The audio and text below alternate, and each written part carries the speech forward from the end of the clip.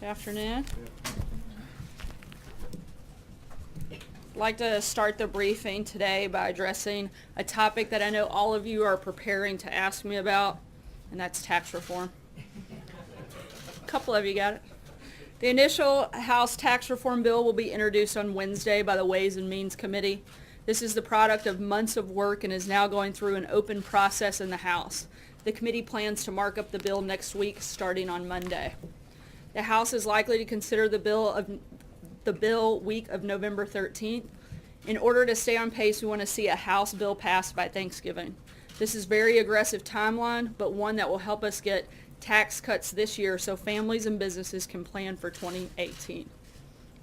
We look forward to the details of the tax bill being released on Wednesday, but today I want to take a step back and explain what we're working to do using an anecdote we can all understand. This story has been floating around the internet for a while, and it's important to keep in mind that the numbers are not exact, and I'm also not encouraging any drinking. So file that away. It's mostly for my parents. But I think you'll enjoy it. Suppose that every day 10 people, for our purposes, we'll say reporters, go out for beer, and the bill for all 10 comes to $100. If these 10 reporters paid their tab every night the way we pay our taxes, it would go something like this. The first 4, the poorest, would pay nothing. The 5th would pay $1. The 6th would pay $3. The 7th would pay $7. The 8th would pay $12. The 9th would pay $18. The 10th, the richest, would pay $59. So that's what they decided to do. The 10 reporters drank in the bar every day and seemed quite happy with the arrangement until one day the bar owner threw them a curveball.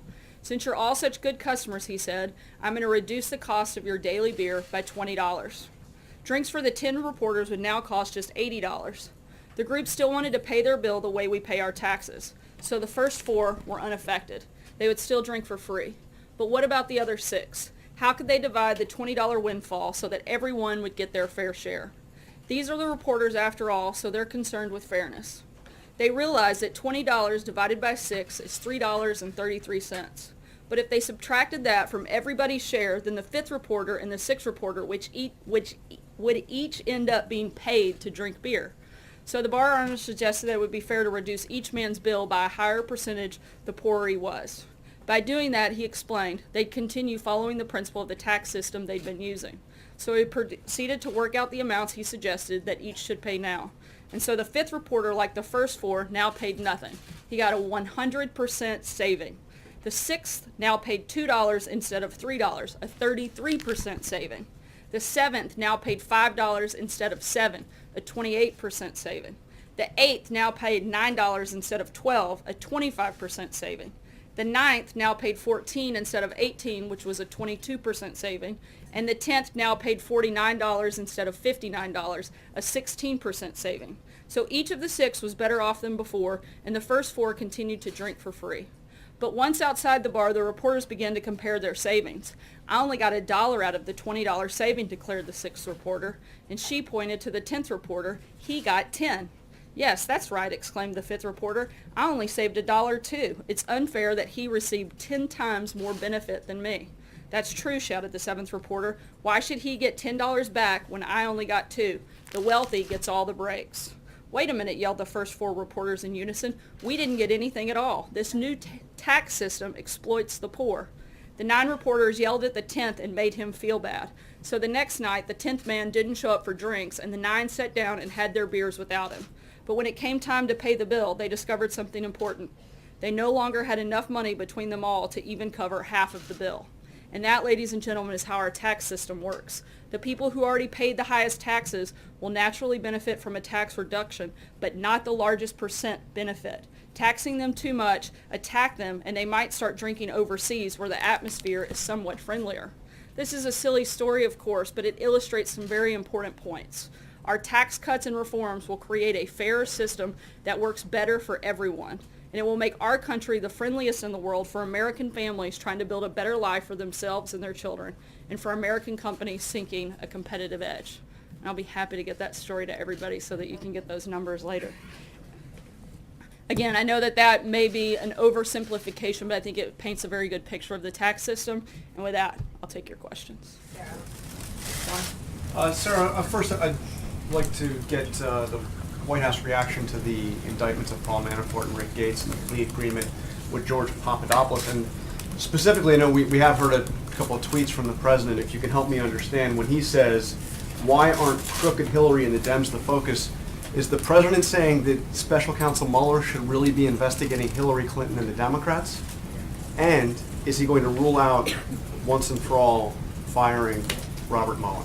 Look, I'll address the second question first. President said last week, I believe it was last week, and I've said several times before, there's no intention or plan to make any changes in regards to special counsel. But look, today's announcement has nothing to do with the president, has nothing to do with the president's campaign or campaign activity. The real collusion scandal, as we've said several times before, has everything to do with the Clinton campaign, Fusion GPS, and Russia. There's clear evidence of the Clinton campaign colluding with Russian intelligence to spread disinformation and smear the president to influence the election. We've been saying from day one there's been no evidence of Trump-Russia collusion, and nothing in the indictment today changes that at all. But the George Papadopoulos agreement is about the campaign.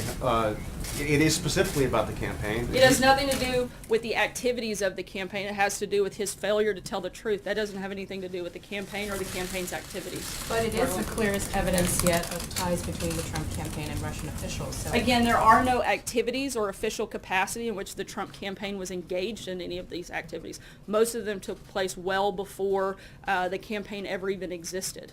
John? Sarah, can you just explain what George Papadopoulos' role with the campaign was? It was extremely limited. It was a volunteer position. And again, no activity was ever done in an official capacity on behalf of the campaign in that regard. And what about the outreach that he was making to campaign officials to try to put together this You meeting? mean that outreach that was repeatedly denied and pushed away that's and what I said, meant. we're not going to take any That's action what I on that? meant. Can you explain what happened with his outreach? He reached out and nothing happened beyond that, which I think shows, one, his level of importance in the campaign, and two, shows what little role he had within coordinating anything officially for the campaign. John Decker. Thanks a lot, Sarah. I wanted to ask about Mr. Mueller's investigation. The president at times has called it a hoax, and he's called it a witch hunt. You've used similar type of language before as it relates to his investigation. Last week you indicated, Sarah, that you believe that Mr. Mueller is wrapping up his investigation. And I've heard similar things coming from other senior administration officials. Do you still believe that Mr. Mueller is in the process of wrapping up his investigation? We still expect this to conclude soon, yes. Francesca? Thank you, Sarah. Paul Manafort was high-ranking in the president's campaign at one time. I'd like to know what the president's relationship is with him now. Do they still talk? When was the last time they might have had contact? As far as we can tell, we know that they haven't spoken in several months. The last known conversation was back all the way to February. And as far as anything beyond that, with Paul, I'm not sure of any Rick other Gates as well? contact. I know that there was some initial contact after the president was sworn in with him at meetings here at the White House, but nothing directly with the president. Deborah? Yeah, thank you, Sarah. On March 31, according to the affidavit by Mr. Papadopoulos, he attended a foreign policy meeting. The president was there. He said that he talked about that Russia wanted to talk to the president. What did the president think when he said he wanted to arrange a meeting between Trump and Putin? And how did other people in the campaign react to that? I'm not sure that the president recalls specific details of the meeting. Again, it was a brief meeting that took place quite some time ago. It was the one time that group ever met. And beyond that, I really don't have anything to add. John, Gizzy? Yeah, thank you, Sarah.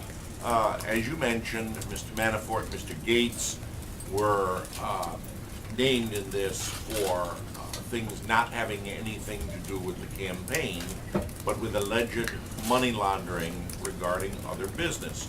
Now, under those circumstances, would the president consider or rule out pardoning either of them? I haven't had any conversations with him about that. I think we should let the process play through before we start looking at those steps. And Papadopoulos at this time was referring to Jeff Sessions at the time, who was overseeing Trump's Foreign Policy Advisory Committee. What does this mean for Jeff Sessions? Somebody on a volunteer committee, I'm not sure how that would impact the Attorney General directly. Can you say, given what we have learned over the last few hours, can you say when the president was first aware that Russia was behind the hacking and was in the possession of emails, what they consider to be damaging emails about the Clinton campaign that they were trying to get to the Trump campaign? When was he first aware of that? I'm not sure of the specific date of when that took place, so I'd have to look into back and stuff. Sarah, does the president regret having hired Paul Manafort to be his campaign manager?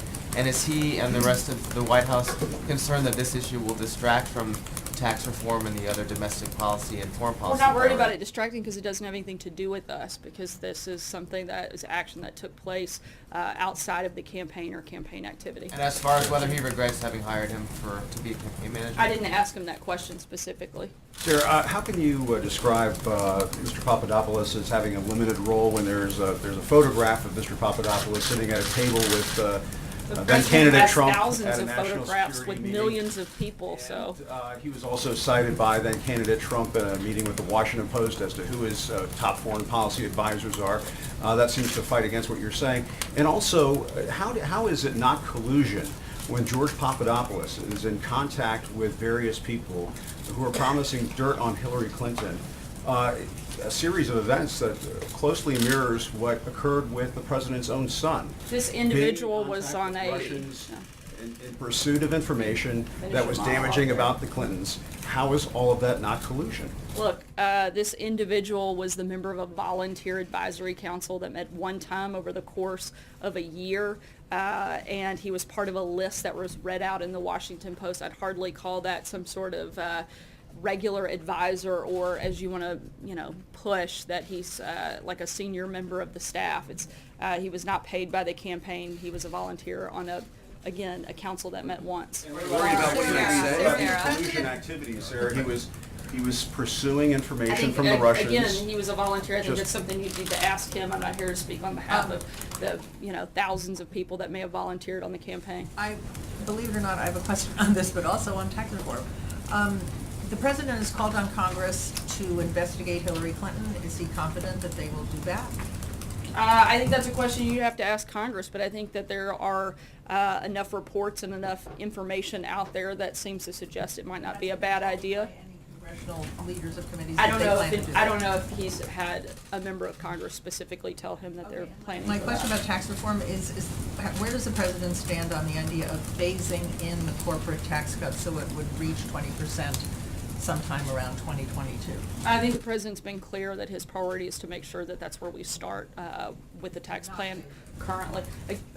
I think, again, he's laid out what his principles are. As of right now, that hasn't changed, and don't anticipate that it will. Major? Sir, just so we have the terminology straight, when you say George Papadopoulos had no official capacity, what do you mean by that? I mean, he was a volunteer on the campaign and a volunteer member of an advisory council that met one time. So his activities were entirely of his invention. No one asked him to do any of these things. Is that what you're telling the American public? I'm telling you that he was a volunteer member of an advisory council that literally met one What time. I ask is now there are two episodes in which people associated with the campaign at a rather high level, at least in one instance, and George Papadopoulos is a member of a foreign policy or military advisory committee, sought dirt on Hillary Clinton from people representing themselves as either linked to or associated with the Russian government. Is that just a coincidence? The only interaction I'm aware of that deals with this individual was him reaching out and being repeatedly denied. So that's all I can tell you is he asked to do things, he was basically pushed back or not responded to in any way. So any actions that he took would have been on his own, and you'd have to ask him about those because I can't answer. Later activities of the Sorry? campaign to have that similar, that same kind of meeting at Trump Tower. I'm sorry? What explains the campaign's later involvement with those associated with the Russian government or said they were to get dirt on Hillary Clinton later in the campaign? We've Are these addressed that. things They too? took one are they meeting, nothing coincidental? came of it. No, I don't believe so. That does not indicate a pattern of trying to obtain that information from A that pattern government. of getting information about your opponent. No, the big difference here is you have a meeting that took place versus millions of dollars being sent to create fake information to actually influence the election. You compare those two, those are apples and oranges. What the Clinton campaign did, what the DNC did, was actually exchange money. They took a meeting. Those are far different, and one is pretty common practice in any campaign to take a meeting. The other one is actually paying money for false information. That's a big deal and a big difference. Thanks, Sarah. I have two questions for you, but first if I could follow up on your comment there about the GPS dossier. This is an issue that many senior level administration officials have pointed to during these questions about the special counsel. Has the White House asked the Department of Justice to look into this issue? Not that I'm aware of. Can I follow up on Mueller? You've spoken with the president today? Yes, I have. Can you give us a little bit about his reaction to the news this morning? Obviously news that swept the nation's capital. But how did the president respond to this news about two people who did work for his campaign? Was he disappointed that Paul Manafort received this news today that he was being charged on these 12 counts? He responded the same way the rest of us in the White House have, and that's without a lot of reaction because it doesn't have anything to do with us. Sarah, we are now talking about two of the most senior members of the campaign at a very pivotal time, through and including the RNC last year, who are now under federal indictment For charged something with very they did serious crimes that outside of the admittedly campaign. they did not allegedly conduct during their work for the campaign. But doesn't it speak to the president's judgment that he would choose to have these two individuals in very high positions, having allegedly committed these crimes in the years leading up to their roles? These were seasoned operatives, not, you make it sound like they were, regular offenders that have been in massive amounts of trouble. These were seasoned operatives that worked on a number of campaigns. Paul Manafort was brought in to lead the delegate process, which he did, and was dismissed not too long after that. And the president has no regrets. Again, I didn't ask him that question specifically. April? Leads you to believe that the Mueller investigation will conclude soon? Do you also believe that there could be more indictments? And my third question on another subject, welfare reform. The president talked about this a couple of weeks ago, and I've been trying to find out what is the focus, how do you plan to implement welfare reform? We haven't made any specific announcements when it comes to welfare reform. Those are ongoing conversations, and we're looking at ways to improve the system, but nothing specific to roll out at this time. I'm sorry, what was the first part of your question? The first one, what leads you to believe that this will conclude soon, the Mueller investigation? Have you been given a heads up? What? Those are the indications that we have at this time. I can't go And any also, further. do I you can't go any believe further than that. indications from who and where? Sarah, indications from where? As I just said, I can't go any further. And than also, that. what about, you don't believe there'll be any more indictments at all? That's a question you'd have to ask Robert You're Mueller. saying that it's going to be concluded soon. I still attend that we believe that it will be concluded soon, but beyond that, I don't have anything else to add on a specific time frame. Sarah, in March, the president called March 2016, the president called George Papadopoulos an excellent guy. Does he still believe that Papadopoulos is an excellent guy? Look, he was referring to the council. He was going through the list of names with the Washington Post, and nothing more than that, and complimentary of the people that were volunteering on behalf of the campaign. What governor told the FBI that a campaign supervisor told him, I would encourage you to make the trip to Russia if feasible. How does that not constitute the campaign encouraging him to make contact with Russia? I'm not aware of that conversation, so I can't speak to that. Sarah, at the end of the day, is there any concern at all from this administration, again, trying to drill down on what was asked earlier, that two people who worked for the president are now under indictment? One has pleaded guilty, and he promised to hire only the best people. Is this an example of the best people to hire? Look, again, this goes back to these were activities that took place outside of the scope of the campaign. I can't comment on anything they did. But are these the best people to hire? Look, the president hired Paul Manafort to handle the delegate process, which he did, and he was dismissed not too long after that. Sarah, last week the administration opposed a federal judge's decision that allowed an undocumented teen immigrant to have an abortion. Now that that case is over, it's been decided she's had that abortion. What is the White House reaction to that decision, and does it set a dangerous precedent going forward? I can't comment on the specifics of that at this point. Case at all? Did he comment on it? I didn't speak directly with him about the case. Sarah, thank you. I'd like to ask you about a different topic. Just breaking before the briefing, court banned the president from changing military policy on service by transgender people. What's the reaction from the White House and the plan moving forward in reference to this? Obviously, this is something just announced. The Department of Justice has it. They're reviewing it, and I'd refer you them to any specific questions. Congressman Gowdy this weekend had suggested that there should be an investigation into the leaks of the grand jury investigation or Robert Mueller's investigation. Do you think there should be an investigation? Are you all asking for an investigation? We haven't asked for that investigation to take Support place. an investigation? I think that anytime there is leaking of sensitive information, it should be looked into, but beyond that, we don't have any comment.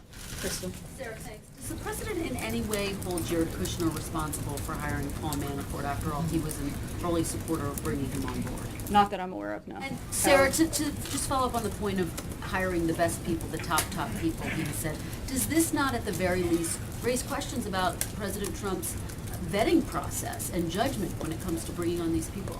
I don't believe so. I think I've answered that quite a few times today. Sarah, two quick questions. Does the president, you said back in July that the president believed that the investigation for the special counsel should stay within the confines of Russian election meddling. Given what we've learned today, does the president believe Bob Mueller overstepped the boundaries of his investigation? I haven't spoken with him specifically about that detail.